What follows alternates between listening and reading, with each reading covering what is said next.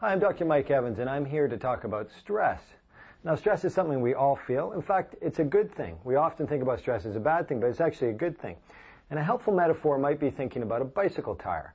So we want to have some pressure in there, because that's what keeps everything rolling.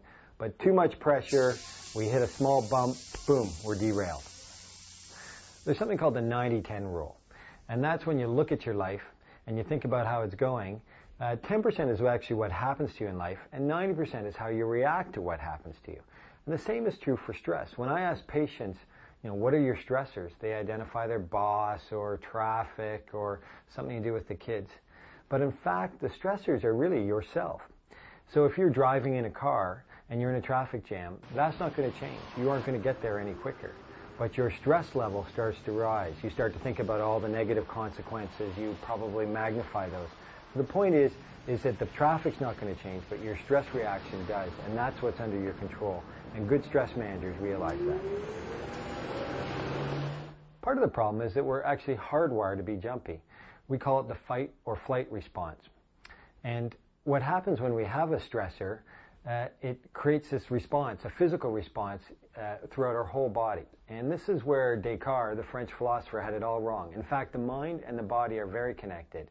And as a physician, I see it all day long. So it comes in sort of two shapes and sizes. One is that I see the negative consequences of acute stress. So that's diarrhea, palpitations, sweating, having to go pee often. But even more than that, I see the consequences of chronic stress. And this is stress that lasts over weeks and months and years. And that leads to low back pain, headache, fatigue, insomnia. And these are the sort of chronic ramifications of constantly being stressed. When we actually look at people who are good at managing stress, what they're good at is what we call emotional interpretation.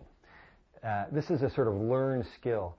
So what happens when somebody who's bad at this, what they do is when they have a stressful event happen, they tend to do a whole bunch of what we call cognitive distortions.